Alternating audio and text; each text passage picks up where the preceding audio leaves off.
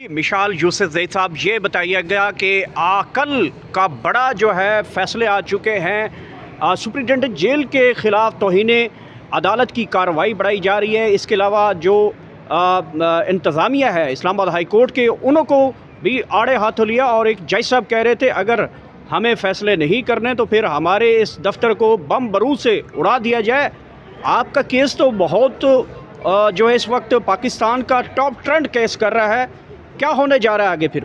دیکھیں جی، میرا کیس ایک ایسا کیس ہے جس سے اس ملک کے انصاف کا نظام ایکسپوز ہو رہا ہے۔ سمجھ آ رہی ہے کہ 26ویں ترمیم کس مقصد کے لیے کی گئی اور کس طریقے سے اسلام آباد ہائی کورٹ کو مینیج کیا گیا، کیوں مینیج کیا گیا۔ ایک 18 گریڈ کا افسر سپرنٹینڈنٹ جیل اس ٹائم اپنے کیسز مینیج کر رہا ہے۔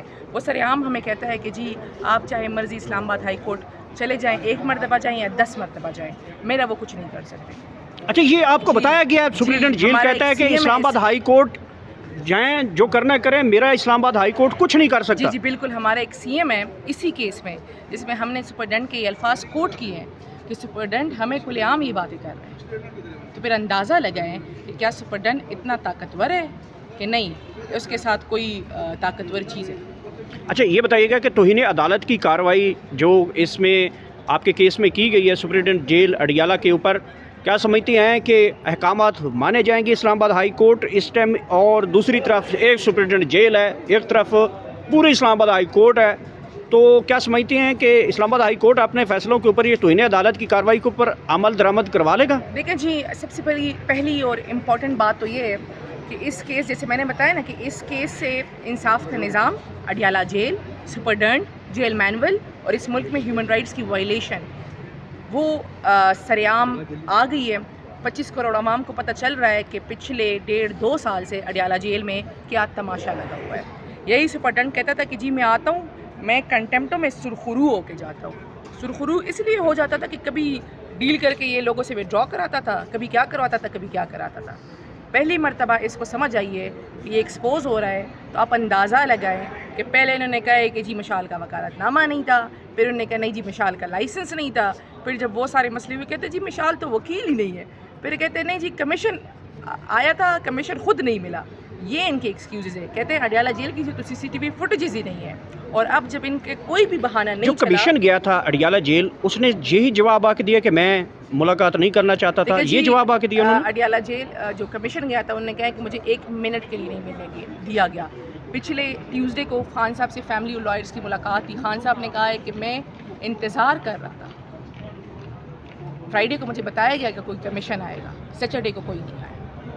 اچھا، انہوں نے کہا کہ اگر آتا تو میں بتاتا کس طریقے سے ہیومن رائٹس اور جیل مینول کی دجیاں اڑائی جا رہی ہے۔ دیکھیں جی، یہ ایک اس ٹائم تو سمجھے ہم اپنے لیے نہیں، انصاف کو انصاف دلانے کے لیے لڑ رہے ہیں، اور یہ ہمارا ملک ہے، ہم نے اس کو بچانا ہے۔ میری انٹری ہوتی ہے یا نہیں ہوتی اڈیالہ جیل، لیکن میں اس بات پہ خوش ہوں کہ اس ملک کا نظام، انصاف کا نظام اور اڈیالہ جیل کا سپرنٹینڈنٹ دونوں ایکسپوز ہو چکے ہیں۔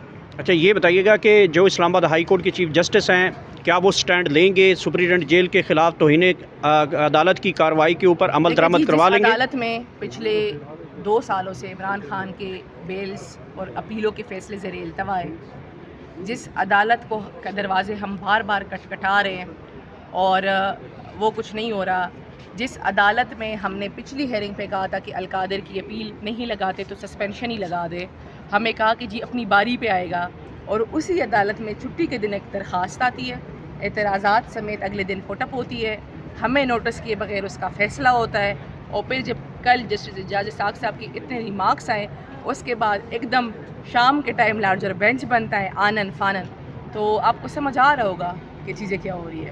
اچھا، مسئلہ یہ ہے نا جی کہ 25 کروڑ عوام باشعور ہو گئی ہے۔ مشال، یہ بتائیے گا کہ آپ ان کو ٹرک کی بتی کے پیچھے نہیں لگا سکتے۔ مشال یوسف زید، یہ بتائیے گا کہ ہم پچھلے 2 سالوں سے دیکھ رہے ہیں جن کے خلاف بھی توہین عدالت کی کارروائی کی گئی ہے، وہ سپاہی سے لے کر 22 گریڈ کا افسر ہو، لیکن اس کے اوپر عمل درآمد نہیں ہوتا، تو اس مرتبہ کیا سمجھتی ہیں کہ آپ اڈیالہ جیل کے خلاف توہین عدالت کی کارروائی کر کے توہین عدالت اس کے اوپر لگوا لیں گی؟ دیکھیں جی، مسئلہ ہی تو سارا یہی ہے، ہمارے ٹیکس کے پیسوں سے تنخواہیں لینے والے اس لیے اتنے شیر اور بہادر بنے ہوئے ہیں، کیونکہ ان کو پتہ ہے کہ ان کے خلاف توہینی عدالت اگر ہو بھی گیا تو وہ امپلیمنٹ نہیں ہوگا۔ کون نہیں امپلیمنٹ کر رہا؟ حکومت، وقت کی حکومت. اور کیوں نہیں کر رہی؟ کیونکہ انہوں نے فارم 47 کی اپنی بے ساکھیوں پہ موجود حکومت بچا لی ہے. انٹرسٹ کی گیم ہے، ملک کا تو کوئی سوچ ہی نہیں رہا، صرف انٹرسٹ کی گیم ہو رہی ہے. ہر کوئی اپنے حصے کا بٹور رہا ہے اور سمجھتا ہے کہ جتنی دیر میں رہوں، جتنا زیادہ میں بٹور سکوں اتنا کافی ہے. تو میرے خیال سے جو عمران خان نے کہا تھا کہ جو نسل میں تیار کر رہا ہوں وہ بڑی ہو رہی ہے، تو ہم بڑے ہو کے آ گئے ہیں. انشاءاللہ ہوا یا نہ ہوا مقابلہ کریں گے، آخری حد تک مقابلہ کریں گے. بہت شکریہ. تھینک